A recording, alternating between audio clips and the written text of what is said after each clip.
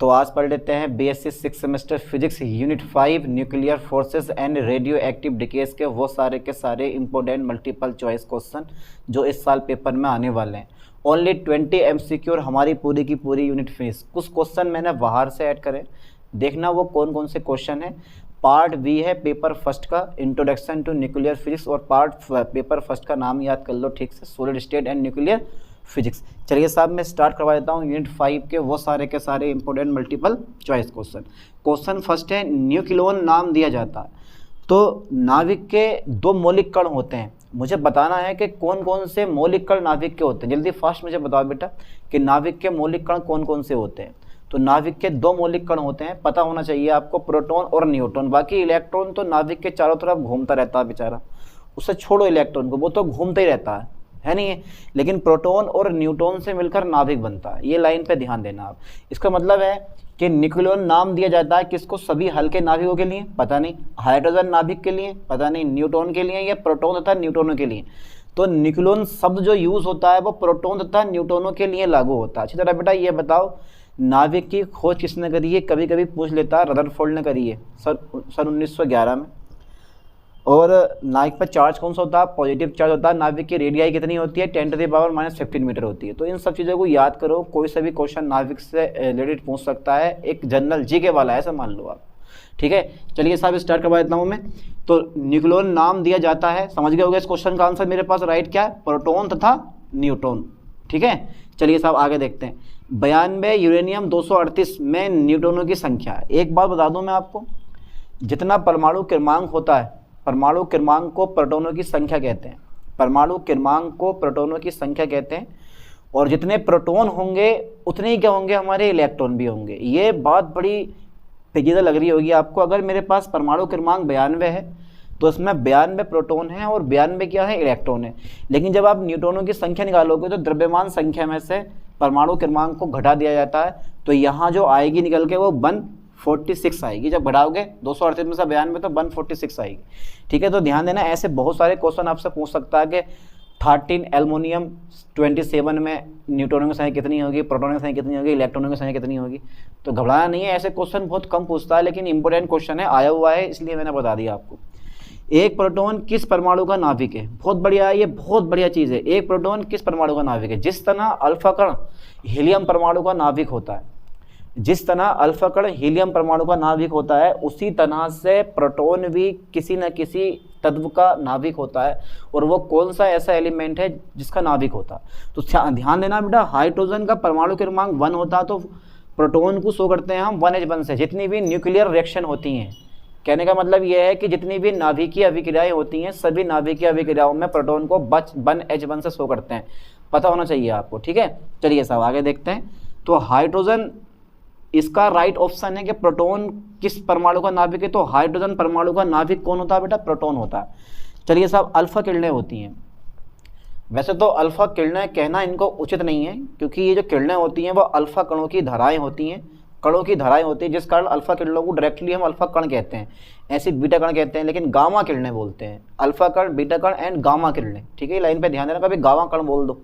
Alpha कण, beta कण तथा गामा किरणें होती हैं। गामा किरणें अल्फा 6 और बीटा 6 दोनों के दौरान उत्पन्न हो सकती हैं। चलिए साहब आगे देखते हैं। तो अल्फा किरणें हैं हीलियम के नाभिक, हाइड्रोजन का नाभिक, आयनित परमाणु, इनमें से कोई नहीं। तो मैंने बता दिया तुम्हें, जो अल्फा कण होता है बेटा वो हीलियम का नाभिक होता है, क्योंकि अल्फा कण पर +2 चार्ज होता है, ठीक है। तो नाभिक के न्यूक्लियाई यानी कि क्या बोलते हैं उसको, हीलियम नाभिक पर भी +2 चार्ज होता है, इसका मतलब है हीलियम परमाणु का नाभिक होता है। चलिए आगे देखते हैं क्वेश्चन। तो ज़्यादा बड़ा मैं कर नहीं रहा हूँ लेक्चर, आज का छोटा लेक्चर करूँगा। बीटा कण होते हैं बेटा, बीटा कण क्या होते हैं, देखो इसमें ऑप्शन में एक तो आया हुआ पेपर में कि बीटा कण क्या होते हैं, अल्फा कण क्या होते हैं, गामा किरणें क्या होती हैं। सारे क्वेश्चन, कुछ भी आपसे कोई सा भी क्वेश्चन यहाँ पे पूछ सकता है, पर घबराना नहीं है, सोच समझ कर उनका आंसर देना है। तो सबसे पहला पॉइंट, बीटा कण होते हैं इलेक्ट्रॉन, प्रोटॉन, न्यूट्रॉन या कोई नहीं। तो यार प्रोटॉन तो किसी कीमत पर होने वाले हैं नहीं बीटा कण, और न्यूट्रॉन पे तो उदासीन होता है। तो जो बीटा कण होता है तो मेरे पास एक ही बचा इलेक्ट्रॉन, और वो भी तीव्रगामी इलेक्ट्रॉन होता है। लाइन पे ध्यान देना, यहाँ पे ऑप्शन में दिया हुआ होना चाहिए था तीव्रगामी इलेक्ट्रॉन। इलेक्ट्रॉन नाभिक के चारों तरफ रोटेट करता है, ये पता है सबको। लेकिन जो ये बीटा कण होते हैं ये नाभिक से बाहर निकलते हैं। इलेक्ट्रॉन नाभिक में नहीं होता, नाभिक में तो प्रोटॉन न्यूट्रॉन होते हैं, लेकिन बीटा कण क्या होता है, जब नाभिक से, यानी कि जब नाभिक का विखंडन होता है, क्या बोलते हैं, जब नाभिक से बीटा क्षय होता है, नाभिक से बीटा क्षय होता है, तो ये सब के सब बीटा कण हो गए हमारे, ठीक है, गामा किरणें हो गई, अल्फा कण हो गए, ये सब के सब नाभिक से बाहर निकलते हैं। जबकि अब तुम सोच लो, अंदाजा लगा लो, ठीक है। चलिए आगे देखते हैं चीज को।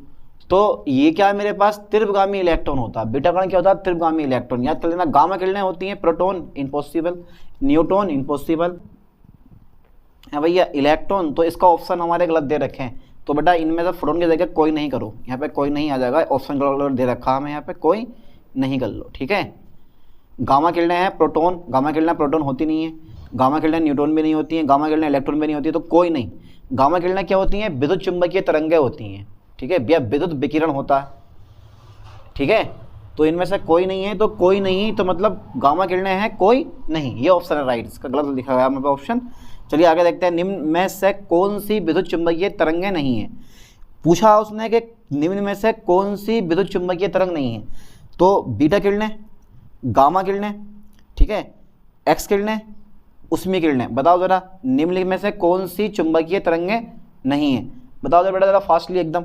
तो निम्न में से कौन सी, तो गामा किरणें तो विद्युत चुंबकीय तरंगें हैं, उष्मीय किरणें भी, इसको आप अवरक्त किरणें बोलते हैं, एक्स किरणें भी हैं, लेकिन बीटा किरणें क्या होती हैं, विद्युत चुंबकीय तरंगें नहीं होती हैं, यानी कि विद्युत चुंबकीय विकिरण नहीं होता है। कौन, गामा किरणें जो होती है। तो ऐसे क्वेश्चन में बड़ा डाउट सा रहता है, पूछ लेता, बहुत जरूरी होता है, निम्न में से कौन सी विद्युत चुंबकीय तरंगें नहीं है, तो बीटा किरणें विद्युत चुंबकीय तरंगें नहीं होती हैं, लाइन पे फोकस करना है ठीक से। ओके, अल्फा 6 से परमाणु की द्रव्यमान संख्या घट जाती है। जब अल्फा 6 होता है तो द्रव्यमान संख्या कितनी हो जाती है, जल्दी बताओ बेटा। जब अल्फा 6 होता है तो द्रव्यमान संख्या कितनी हो जाती है, तो एक लाइन पे ध्यान देना, अल्फा जो अल्फा कण होता है वो 2He4 होता है। इसका मतलब है परमाणु क्रमांक 2 है मेरे पास और द्रव्यमान संख्या मेरे पास 4 है, ठीक है। तो द्रव्यमान संख्या कितनी कम हो जाती है, 4 कम हो जाती है, ठीक है। अगर किसी एलिमेंट में से अल्फा कण बाहर गया है तो परमाणु क्रमांक 2 घट जाएगा और द्रव्यमान संख्या 4 घट जाएगी उसकी, ठीक है। तो यहाँ पे मेरे पास 4 से द्रव्यमान संख्या 4 से घट जाती है, ठीक है, 4 घट जाती है। अब जैसे ऑप्शन में दे रखे हैं यार वैसे करा, ये भी ऑप्शन में दे रखा था लेकिन ऑप्शन सही नहीं लगा तो उसमें कोई नहीं करना पड़ा, ठीक है। तो अल्फा कण परमाणु की द्रव्यमान संख्या घट जाती है, यानी कि अल्फा 6 से परमाणु की द्रव्यमान संख्या घट जाती है, 4 घट जाती है, ठीक है। चलिए साहब, कितने क्वेश्चन हो गए हमारे पास, 8 क्वेश्चन हो गए हैं। अब नवा क्वेश्चन देख लेते हैं, तो यहाँ तक का पहले स्क्रीनशॉट ले लो।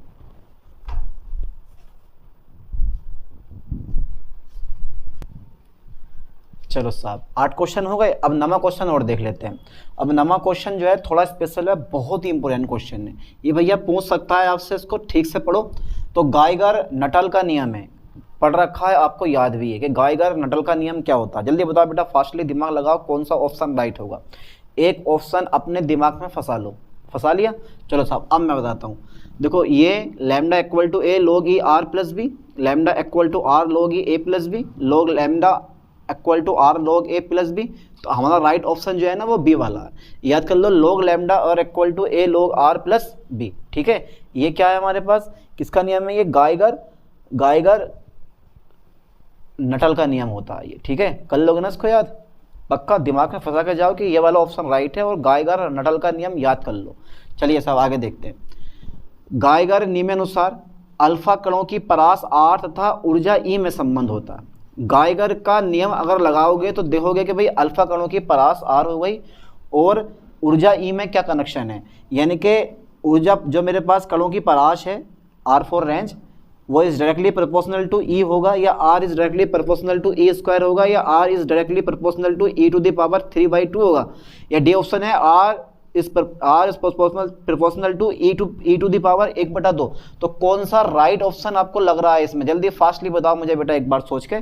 तो इस पर टिक लगाओ आप, ठीक है।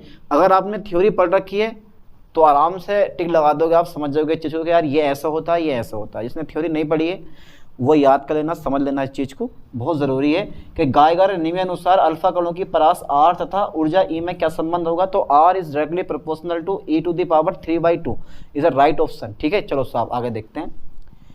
गैमो सिद्धांत के अनुसार किसी नाभिक से अल्फा 6 की प्रायिकता निर्भर करती है। क्या नाभिक के परमाणु क्रमांक पर डिपेंड करती है, क्या नाभिक की त्रिज्या पर डिपेंड करती है, क्या नाभिक अल्फा कणों की ऊर्जा पर डिपेंड करती है या उपर्युक्त सभी? तो जहां भी ऐसा ऑप्शन आ जाए ना उपर्युक्त सभी, तो पता होना चाहिए क्या करना है हमें, इस क्वेश्चन के आंसर के साथ क्या करना है हमें, बस उपर्युक्त सभी। क्योंकि उपर्युक्त सभी बहुत कम जगह मिलेगा, जहां मिलेगा वही क्या होगा, उसका राइट ऑप्शन होगा। इतने क्वेश्चन आएंगे तो कुछ क्वेश्चन के ऑप्शन जो हैं उसमें पक्का 100% उपर्युक्त सभी देगा। तो जहां भी उपर्युक्त सभी मिले बेझिझक लगा दो टिक। अगर ऑप्शन तुम्हें नहीं मिल रहा कि यार ये भी सही, ये भी सही है, ये भी सही है, ये भी सही, सब सही लग रहे हैं, तो टिक लगा दो एकदम, ठीक है, कि भाई उपर्युक्त सभी आंसर होगा इसका। चलिए, गामा किरणें होती हैं, धनात्मक होती हैं, ऋणात्मक होती हैं, विद्युत उदासीन होती हैं, इनमें से कोई नहीं होती। जल्दी बताओ बेटा। तो गामा किरणें जो होती हैं वो विद्युत चुंबकीय विकिरण, मतलब कैसी होती हैं बेटा, विद्युत उदासीन होती हैं। ध्यान देना, गामा किरणों पे कोई पॉजिटिव चार्ज नेगेटिव चार्ज नहीं होता है, ठीक है, इस पर फोकस करो ठीक से। गामा किरणों पर कोई पॉजिटिव चार्ज नेगेटिव चार्ज नहीं होता है, ठीक है। क्या होती हैं, विद्युत उदासीन होती हैं, ठीक है। कैसी होती हैं, विद्युत उदासीन होती हैं, याद कर लो ठीक से। चलिए साहब आगे देखते हैं चीज को। तो बीटा 6 से परमाणु क्रमांक घट जाता है, बढ़ जाता है। तो बीटा का मतलब -1 बीटा 0 होता है ये। तो इस चीज़ को कुछ ऐसा समझते हैं, मेरे पास 92 यूरेनियम है, ठीक है, और 235 मैंने लिया है, ठीक है। यहाँ से मुझे बीटा का बाहर निकालना है। तो जब मैं बीटा का बाहर निकालूंगा तो -1 बीटा 0 जब मैं बाहर निकालूंगा, ठीक है, तो मुझे 92 की जगह क्या करना पड़ेगा, 93 करना पड़ेगा। जब मैं 93 में से घटाऊंगा ना 1, तब जाके मेरे पास क्या आएगा, 92 आएगा। यानी कि दोनों ओर परमाणु क्रमांक बराबर हो जाएगा, ठीक है। तो एक परमाणु क्रमांक क्या होता है, मेरे पास बढ़ जाता है। फोकस करना ठीक से, ओके। चलिए सब आगे देखते हैं। बीटा 6 होता है, बीटा 6 कब होता है, जब प्रोटॉन न्यूट्रॉन में चेंज होता है, या न्यूट्रॉन प्रोटॉन में चेंज होता है, या प्रोटॉन इलेक्ट्रॉन में चेंज होता है। कब बीटा 6 होता है, आप दिमाग लगाओ जरा, एक बार सोच लो।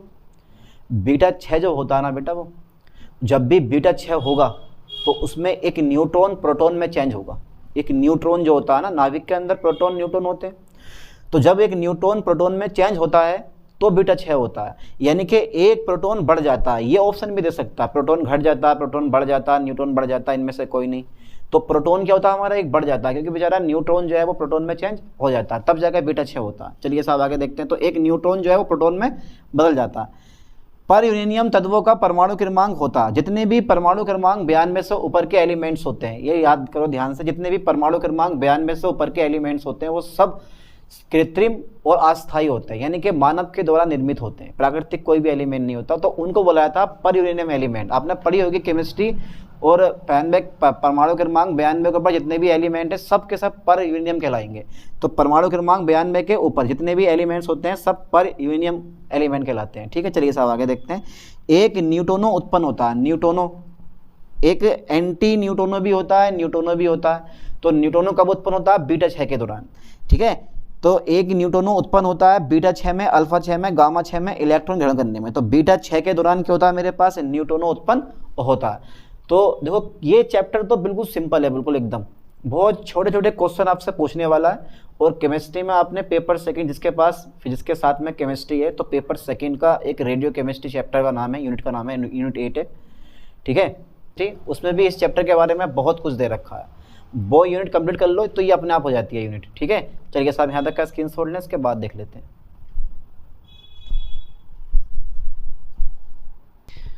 हो गए 16 क्वेश्चन। अब 17वां क्वेश्चन और देख लेते हैं, छोटा सा नन्हे मुन्ने बच्चे वाला क्वेश्चन। और क्वेश्चन ये है कि 6 नियतांक तथा अर्धआयु में संबंध होता है।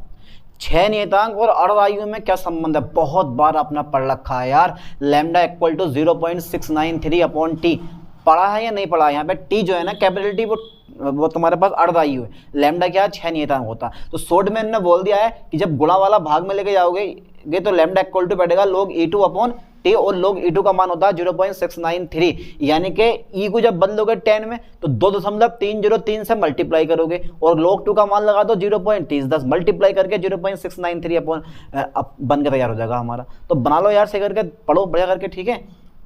इसका ऑप्शन मेरे पास कौन सा, 6 नियतांक तथा अर्धआयु में संबंध होता है, तो उसका बी नंबर है lambda t equal to log E2, ठीक है। बाकी पे ध्यान मत दो। चलिए आगे देखते हैं। किसी रेडियो एक्टिव पदार्थ के 6 का समीकरण है। भैया रदरफोर्ड सोडी ने दिया था ये, रदरफोर्ड और सोडी का नियम है, पूछ सकता है आपसे। रदरफोर्ड और सोडी का नियम है, रदरफोर्ड और सोडी का नियम यही होता है। यह 6 नियतांक यानी कि किसी रेडियोएक्टिव पदार्थ के क्षय का समीकरण है, कौन सा होता है? n बराबर एन नोट e की power minus lambda T, n बराबर एन नोट e की power lambda T, n naught upon n बराबर e की पावर माइनस लैम्डा टी, या डी नंबर लगा दो इसका n नोट बराबर n e की पावर माइनस लैम्डा टी। कौन सा सही लग रहा है आप लोगों को? तो इसका थर्ड ऑप्शन जो है वो राइट ऑप्शन है, सी नंबर के n बराबर एन नोट e की पावर माइनस लैम्डा टी क्या है? किसी भी रेडियोएक्टिव पदार्थ का क्षय का समीकरण होता है। याद करो ठीक से, n बराबर एन नोट e की power minus lambda T. Okay चलिए साहब, एक क्यूरी सक्रियता का अर्थ है, क्यूरी जो होता है देखो बैकुरल क्यूरी ये सब क्या होते हैं? मात्रक होते हैं रेडियो एक्टिविटी के। चलो पहले जरा ये बताओ एक क्यूरी सक्रियता का अर्थ क्या होगा? तो एक क्यूरी सक्रियता का अर्थ होता है 3.7 × 10 विक्टन पर सेकंड, या 10⁶ रेडियन पर सेकंड, या 1 विक्टन पर सेकंड, या इनमें से कोई नहीं। तो इज राइट ऑप्शन मेरे पास 3.7 × 10 विक्टन पर सेकंड इज राइट ऑप्शन है। बहुत छोटे छोटे क्वेश्चन दे रखे हैं, पर छोटे छोटे मोटे मोटे क्वेश्चन है ये, ठीक है। पढ़े हुए हैं तो आप सही टिक लगा होगा, और नहीं पढ़े हैं तो एक छोटा सा क्वेश्चन भी बहुत भारी पड़ सकता है। चलिए साहब, एक क्यूरी सक्रियता का अर्थ है 3.7 × 10 विक्टन पर सेकंड। किसी रेडियो एक्टिव तत्व के विक्टन की दर क्या समय के अनुक्रमानुपाती होती है? क्या समय के व्युत्क्रमानुपाती होती है? समय पर डिपेंड नहीं करती है, समय के साथ चरघातांकी रूप से बढ़ती है। अरे भैया समय के साथ चरघातांकी रूप से क्या होती है? बढ़ती है मेरे दोस्त, समय के साथ चरघातांकी रूप से बढ़ती है। तो ऑप्शन नंबर सी मेरे पास राइट ऑप्शन है क्वेश्चन नंबर 20 का, समय के साथ चरघातांकी रूप से बढ़ती है। यानी कि कहने का मतलब यह है कि अगर किसी रेडियो एक्टिव पदार्थ का क्षय होगा तो स्टार्टिंग में तेज होगा और बाद में धीरे धीरे होना स्टार्ट हो जाता है, और हो सकता है कि किसी रेडियो एक्टिव पदार्थ के क्षय होने को अनंत समय लग जाए। तो ये होता है चरघातांकी का मतलब, स्टार्टिंग में तेज होता है फिर बाद में धीरे धीरे होने लगता है और किसी पदार्थ को समाप्त होने में अनंत समय लगता है। अंदाजा लगा लो आप।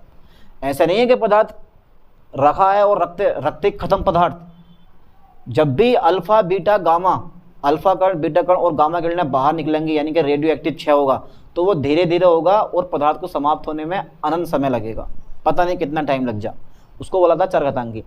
तो यहाँ तक 20 क्वेश्चन हो गए हैं। बाकी न्यूमेरिकल मैंने कुछ करवाए नहीं है इस यूनिट के। बहुत सारे क्वेश्चन है यार, अगर आप मॉडल उठा के देखोगे तो 150-200 क्वेश्चन इस यूनिट के आपको दे रखे हैं मॉडल में, ठीक है। लेकिन मोस्टली वही कि यार नाभिक की खोज किसने करी है, ठीक है, नाभिक के अंदर कौन कौन से कण होते हैं ये तो सब आपको पता ही है, बीटा कण कहाँ से बाहर निकलते हैं। तो ये क्वेश्चन मैंने लिए नहीं है क्योंकि इतने मोस्टली इंपॉर्टेंट ही नहीं है। इन 20 क्वेश्चन में देखो कौन कौन से क्वेश्चन आपको अच्छे लग रहे हैं, बहुत ही मोस्ट इंपॉर्टेंट क्वेश्चन है, सबको सब पढ़ लो आप। चलिए साहब, अब मिलते हैं नई यूनिट में नए लेक्चर के साथ, नए MCQ के साथ। थैंक्स।